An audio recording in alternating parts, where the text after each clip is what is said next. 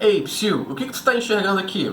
Sim, com certeza é um copo, pelo menos eu espero que tu esteja enxergando um copo, mas ele está meio cheio ou meio vazio. Eu sei que isso é antigo e sei que em algum momento da tua vida tu já ouviu essa comparação ou que você já fez essa comparação. Mas a verdade é que a nossa maneira de enxergar as situações, as coisas, as dificuldades, elas dizem muito sobre quem nós somos. Cristo nos ensina e nos inspira a enfrentar as dificuldades de uma maneira diferente. E o personagem de hoje, ele passou por muitas dificuldades, até mesmo por um momento de privação. Sim, quando ele estava preso, ele tinha a motivação e a inspiração de escrever cartas para motivar os seus irmãos na caminhada. Se você sabe mais ou menos quem é, sim, ele é Paulo, que antes de se converter era Saulo e depois caiu do cavalo, né? Mais ou menos assim. Chega junto, vem aprender um pouquinho sobre essa história no nosso momento de escola dominical online.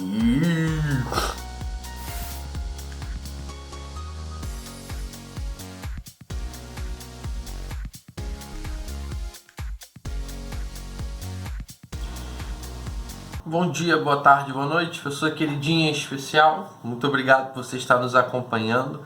É muito legal ter você conosco na nossa aula da escola dominical online. Já quero aí estender meus agradecimentos a você que tem participado enviando as fotinhas, né? Essa semana eu fui surpreendido por fotinhas até de pessoas importantes pra gente e que não participam do nosso contexto de igreja, que são de outras igrejas, amigos que mandaram. Poxa, muito legal. Isso é além de ser um carinho muito gostoso, tem nos motivado a continuar avançando com esse conteúdo. Cara, muito legal mesmo. Eu fui surpreendido mesmo, foi demais. Também tive a oportunidade aí de conhecer alguns irmãos da Igreja Metodista de Quissamã, né? Metodista de Quissamã, com o pastor Rafael. Esse ele acho que foi o William e Rodrigo. Pô, legal. Estamos devendo a fotinha, não me enviaram a fotinha, mas também legal. Eles fizeram um feedback interessante sobre esse conteúdo nosso. Muito legal que o Senhor ele esteja nos abençoando. Espero que você tenha tido uma semana em paz, e se não estiver tendo, eu profetizo essa paz, essa alegria sobre você. E, por falar em alegria, é o nosso tema central da lição. Se você tem mais algum recadinho, sim, tem um lembrete também bacana sobre atividades interessantes e muito boa, eu posso colocar assim, que aconteceu na nossa igreja durante essa semana, né? Sábado, se você não participou, a gente teve ali 12 horas de oração, bênção, e já estendo isso para te motivar, né? Que seus momentos de oração não sejam somente vinculados a essas propostas que os nossos pastores eles têm criado, mas eles têm nos incentivado a ter uma vida em oração. Então, que você esteja orando em todos os momentos, orai sem cessar. E outro momento também muito legal que eu quero aqui deixar registrado, a EBF com a tia Marcela, a EBF online, que foi muito legal, muito divertida. Eu tenho um menininho pequeno, né? O Pedro, ele participou, muito legal, ele gritando pra caramba, e eu deixava no mute, a tia Marcela nem ouviu os gritos dele, mas foi muito gostoso a interação dele, ele gostou bastante, e as crianças que estavam envolvidas, a gente também percebe que gostaram muito. Tia Marcela, que Deus te abençoe, continue te dando força, sabedoria e criatividade para continuar tocando esses projetos lindos que tocam o nosso coração e nos enchem de esperança. Show? Sem muitas delongas, temos um personagem legal para poder falar e é envolto de um monte de mistérios. Talvez você já ouviu falar um pouco sobre Saulo, né? Que antes de se converter, né, tem ali seu nome de Saulo, depois que ele se converte, ele vira Paulo, e depois, porque ele cai do cavalo, né? Na verdade, isso aí que eu fiz ali no comecinho é mais uma brincadeira e, assim, é um ponto de observação que eu acho bem interessante. Por que é bem interessante? Primeiro, sobre a conversão e a questão do cavalo, a gente acaba deduzindo que ele pode ter caído do cavalo, porque era uma viagem um pouco mais extensa, e geralmente eles faziam essa viagem a cavalo, mas na narrativa bíblica a gente não fala sobre o cavalinho. Sim, Saulo foi ao chão, mas não necessariamente que ele tenha caído do cavalo. Talvez isso seja mais uma expressão popular que foi se estendendo ao longo dos anos, mas não consigo comprovar biblicamente se ele caiu ou não do cavalo. E sobre o seu nome, No Antigo Testamento, a gente vai ver várias pessoas que são impactadas pelo poder de Deus, têm a sua história modificada e, consequentemente, ali o seu nome. Porque o nome traz ali, nesse contexto mais antigo, a visão da própria história da pessoa, das características da pessoa.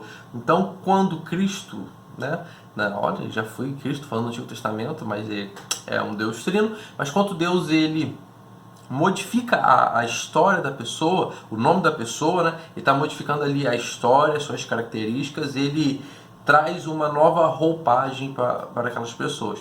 Quando ele tem essa modificação de nome. Paulo e Saulo não entram nesse contexto. Paulo não é um nome de antes de convertido e Paulo um nome pós-conversão. Muito pelo contrário, era comum nesse contexto de Novo Testamento e também algumas outras localidades bíblicas, as pessoas elas terem dupla nacionalidade, não dupla personalidade, dupla nacionalidade, como hoje em dia também é algo que é muito comum. Só que o que acontecia lá, Paulo ele tem ali uma nacionalidade judaica, né, hebreu, e ele tem ali sua nacionalidade romana. Então, quando eu falo sobre Saulo, eu estou dizendo sobre uma nacionalidade ali hebraica, judaica. E quando eu falo sobre Paulo, estou falando sobre uma nacionalidade, um nome comum ali entre os romanos. E até essa questão do próprio nome de Paulo, ele traz muita acessibilidade. Se a gente parar e ver no contexto histórico a ênfase que Paulo ele tem, a gente vai ter até uma outra lição falando sobre essa ênfase missionária, a gente vê que ele é dedicado, né, à pregação aos gentios. Então, esse próprio nome de Paulo, por ser de uma nacionalidade romana, ele traz mais acessibilidade para ele. Até a questão mesmo de se aproximar dos romanos, tem até a questão de ele conversando até com um soldado romano que diz que compra o direito à nacionalidade romana, e Paulo ele até fala que ele já tinha aquela nacionalidade ali, que ele na sua origem era por nascimento, não por aquisição. Isso é legal, isso proporcionava a essas pessoas alguns direitos, algumas exclusividades em relação ao contexto social local desses povos mencionados na Bíblia. Legal, pontos que a gente vê também interessantes em relação a Paulo é que ele era muito sério, até mesmo antes da sua conversão. Sério que eu quero dizer, ele tinha seriedade na sua religião. A gente tem ali, a gente comenta, né, até sobre Paulo em algumas lições nossas. Uma a gente fala sobre os apóstolos, que Paulo não foi um dos 12 apóstolos, mas sim, ele é um apóstolo, alguém com a incumbência de anunciar o evangelho. Paulo é um apóstolo sem participar do contexto dos 12 apóstolos. Isso é bem legal. E a gente também fala sobre Paulo nas nossas lições, conta a história de Estevão, que foi o primeiro mártir cristão. E a gente tem ali, né, até aquela ênfase que os homens, quando eles saíram para apedrejar Estevão, eles lançam suas túnicas ali próximo ali a Paulo, como se Paulo, novinho, garotinho ali, um jovem, né? Ele estava ali cuidando das túnicas enquanto as pessoas estavam ali a apedrejar e, consequentemente, matar Estevão. Após isso, né, a gente até vê assim, essa formação religiosa baseada nas leis que Paulo tinha. Paulo é um fariseu que até participa da escola de Gamaliel, um mestre reconhecido no mundo fariseu. Paulo ele até tem um amor, se a gente pode colocar assim, um desejo, depois que ele vê esse martírio de Estevão, de avançar em relação à perseguição dos cristãos. Então ele perde ali até a autorização para poder continuar ali perseguindo os cristãos, prendendo os cristãos e fazendo da forma dele com que eles se arrependessem da escolha que eles fizeram por sua consciência de fé. Até na própria questão da conversão, né, quando Paulo cai do cavalo, ele está indo para uma outra localidade para poder perseguir os cristãos. E aí é um ponto bem interessante que Paulo, após conversão, ele deixa de ser o perseguidor cruel, né? Você até vê ali Ananias, ele, quando Deus fala com ele, ó, você precisa ali, você vai receber um homem, entendeu? E o nome dele é Saulo, e ele anda, não, esse homem eu não desejo encontrar. Mas o perseguidor, aquele que era muito cruel com os cristãos, ele passa a ser depois perseguido, né? E até ciladas são criadas para poder ali eles matarem Paulo, mas Deus ele auxilia de outras formas para que ele consiga fugir e avançar em relação à sua pregação. Um outro ponto legal que eu poderia ter falado ali junto aos nomes, eu esqueci, é sobre Tarso, né? Tarso não é um sobrenome, mas acaba também sendo ali mais uma característica, né, regional de Paulo. Como que as pessoas elas se identificavam antes? Não tinha o próprio contexto do sobrenome, mas a gente utilizava, a gente não, né? Eles utilizavam naquele contexto, ali naquele tempo, características ou lugares ou de quem que ele é filho para poder dizer. Por um exemplo, vamos colocar assim, Jesus de Nazaré. Nazaré, sinceramente, não é o sobrenome de Jesus, mas vai dar origem ali aonde ele vive, ou por onde aquela pessoa ela esteve ali por um tempo, ou de onde aquela pessoa nasceu. Quando eu falo sobre Paulo de Tarso, estou dizendo que Paulo é o Paulo, sim, Paulinho, que nasceu lá em Tarso. Como se eu falasse assim, Simão o pescador, eu estou trazendo ali uma característica àquela pessoa para poder também diferenciar ela de tantos outros Simãos ali que eu iria conhecer, ou tantos outros Paulos dali. Então era comum naquele tempo a gente trazer o nome da pessoa junto de uma referência em relação ao pai. Deixa eu ver, José, filho de João. Então, para ficar mais fácil ali a identificação das pessoas. O Guilherme carpinteiro. A gente trazer essas associações para poder reconhecer as pessoas. Por isso, Paulo de Tarso, Paulo nascido em Tarso. Beleza?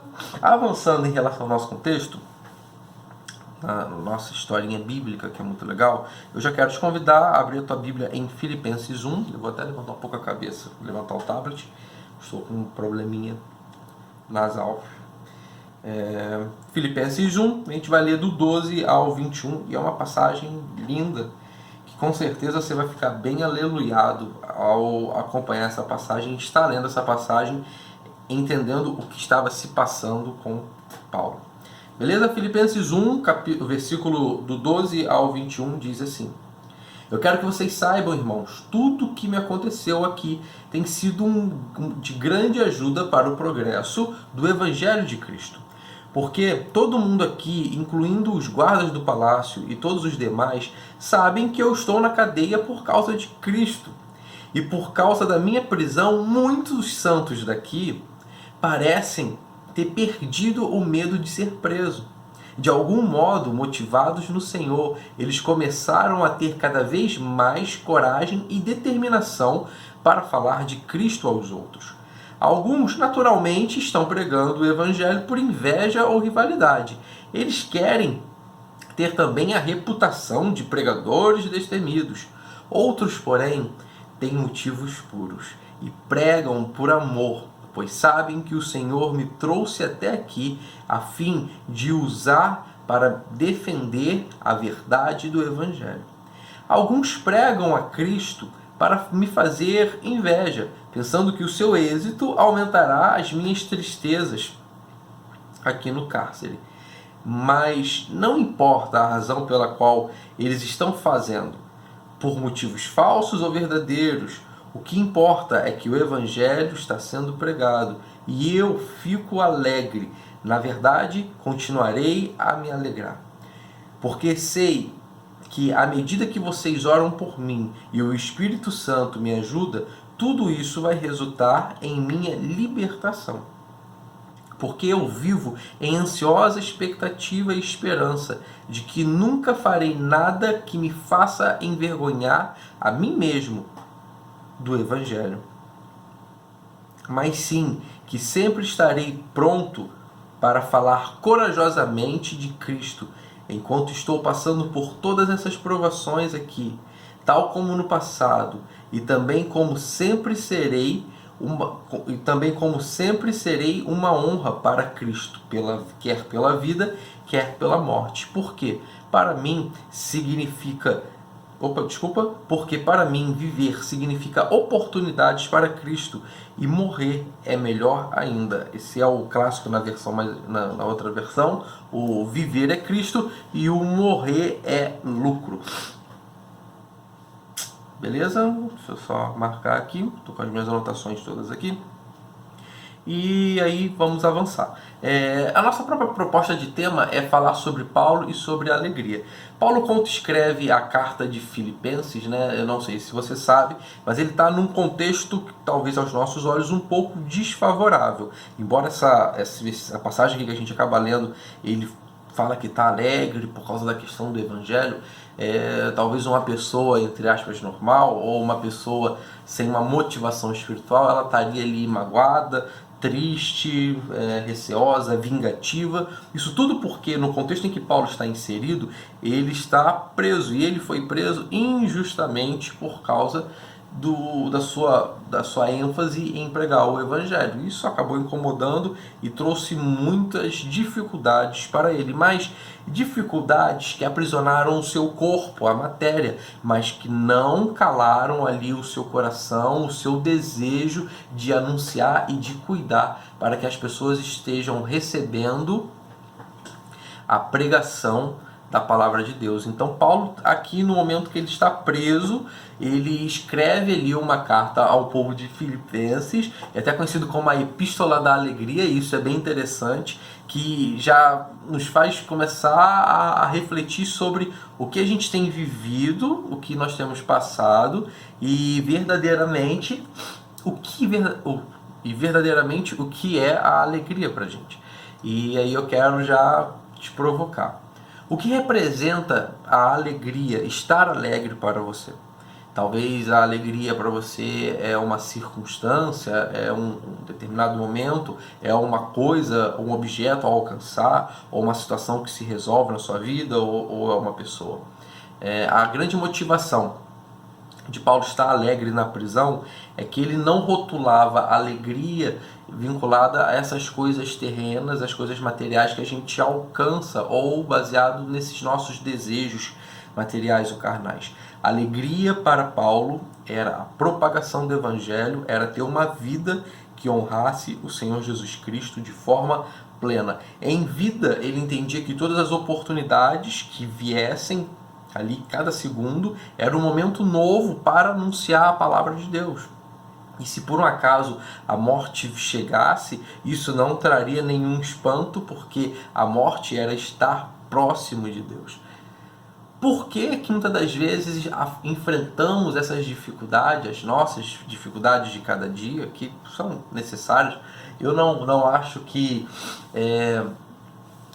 o cristão ou a pessoa por si só ela tem que viver sem dificuldades, mas a forma com que nós enxergamos as dificuldades elas vão dizer muito sobre quem verdadeiramente nós somos. E se a gente está falando sobre um contexto religioso, sobre caminhada espiritual, sobre uma caminhada cristã, a forma com que nós enfrentamos as dificuldades vai dizer muito sobre a nossa intensidade na caminhada cristã. Eu com certeza já passei por muitas dificuldades e acredito que você também. E graças a Deus as dificuldades elas sempre vão me remeter ao ambiente escolar, né? O teste, né? E a prova. Eles ali existem simplesmente com a finalidade de nos fazer passar de nível. E isso é bem bacana. Pontos interessantes, né, que a gente vê até nos próprios Filipenses. Tem aquele clássico versículo, né? Filipenses 4:13. Tudo posso naquele que me fortalece. Eu não gosto tanto de enfatizar essa parte, embora ela seja linda, mas eu gosto de avaliar um pouco o contexto. Paulo ele descreve que ele já teve dificuldades e privações, mas que o Senhor é quem tem dirigido os passos dele, o Senhor é quem tem trazido o necessário para que ele viva, né? E isso é muito legal. A gente às vezes se apega sempre a esse versículo, somente o 13, né?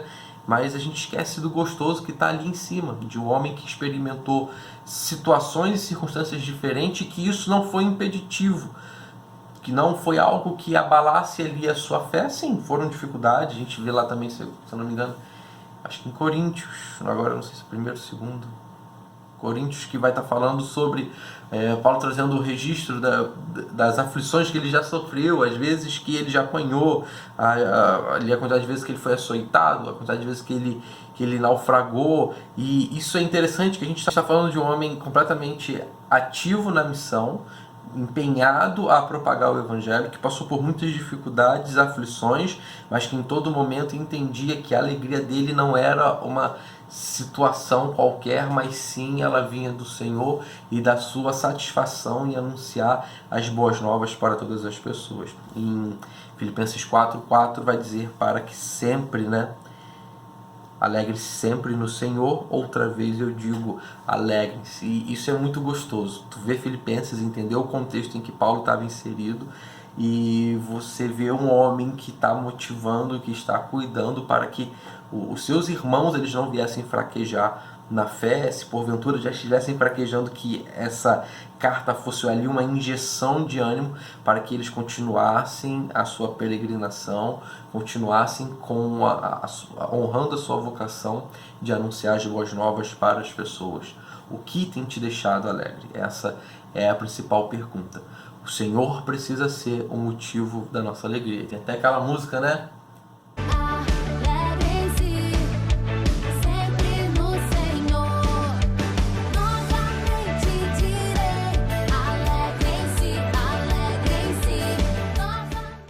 Avançando até para a nossa conclusão, sim, para a nossa conclusão, que é muito legal. Hoje eu usei a revista dos jovens como norte da nossa lição. Nossa conclusão, ela diz assim: a vida é uma grande aventura que pede de nós coragem. As palavras de Paulo aos irmãos filipenses são um incentivo para permanecermos firmes, mesmo quando as dificuldades nos sobrevêm. Tais dificuldades não serão eternas. Aliás, a nossa eternidade ela é sem dor. Precisamos e podemos crer nisso. As cadeias que aprisionaram Paulo aprisionaram somente o seu corpo, não seu coração. Este estava livre porque Jesus reinava nele. Alegria, serviço e amizade fizeram parte da trajetória de Paulo e podem marcar positivamente a nossa vida. Por meio de tais princípios encontramos consolo, coragem e renovo. Dessa forma, outra vez eu digo, alegrai-vos no Senhor. O Senhor precisa ser sempre a nossa fonte de alegria, pois será uma fonte inesgotável. Ela é algo que nos preenche diariamente. Quando assim nós permitimos, muitas das vezes a dificuldade está em liberarmos essa permissão, e a gente tem muitas das vezes essa dificuldade. Mas num resumo geral sobre a nossa lição, quero te motivar. Esse ambiente que a gente tem vivido, esse cenário novo, que tem abalado o mundo inteiro, ele pode ser menos traumático quanto às nossas experiências, a nossa alegria não depender dessa vivência terrena, mas sim está alicerçada no Senhor Jesus Cristo. Então eu te motivo a pensar de uma outra forma. Como é que você enxerga? Copo meio cheio, copo meio vazio. Entenda que sempre a sua forma de enxergar as situações, elas vão trazer impactos na sua caminhada, seja ela uma caminhada espiritual, ou uma caminhada profissional, ou o seu relacionamento. Sempre a sua forma de enxergar, ela vai dizer muito sobre quem você é. Então, enxergue com os olhos de Cristo e entenda que todos os momentos são oportunidades de agradecer ao Senhor pelas grandes coisas que Ele tem feito na minha vida, na sua vida. Testemunhe isso, seja uma pessoa alegre, pois a sua alegria é o Senhor Jesus Cristo. Show? Finalizamos nossa lição muito bonitinha, e aí eu quero te lembrar algo bem legal para que você não esqueça. Por isso estou te lembrando, para você não esquecer. 2 pontos interessantes. Essa coriza está muito chata. Aqui na minha frente tem já vários papéis aqui, para poder conter. Que nem aquele rapazinho que apareceu na televisão. Meu Deus do céu, que coisa constrangedora. Mas te lembrar, ainda estamos em gincana e a sua participação é muito legal e para a sua equipe é muito importante. Então, por favor, não deixe de fazer o dever de casa logo após essa lição. Você já vai ver ali como que está o placar da gincana. Você que participa dos nossos grupos de WhatsApp, você já vai receber também o linkzinho. Ou se você está assistindo pelo YouTube, você vai ali embaixo na descrição e você vai conseguir acessar o link do nosso dever de casa. Então, por favor, ali preencha, fica à vontade, garanta pontinhos para a sua equipe. Se você não participa de nenhum time da gincana, não fique despreocupado, você também pode chegar ali, acessar e botar ali como convidado. Se quiser abrir só algum grupo e dar um pontinho, você escolhe ali a cor que você quer da equipe e pontue para essa pessoa. Com certeza esses irmãos vão ficar muito alegres no Senhor.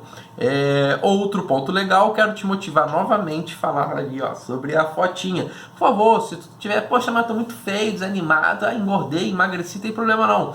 Eu estarei fazendo nos próximos dias um curso de Photoshop e eu quero deixar o seu rostinho bem bonitinho. Já sei que você é uma gracinha, mas pode me mandar a foto mesmo assim, que não tem problema. Vou arrumar um ângulo ali legal ou jogo uma edição bem legal ali para você parecer ser uma coisa fofa com um olhar angelical.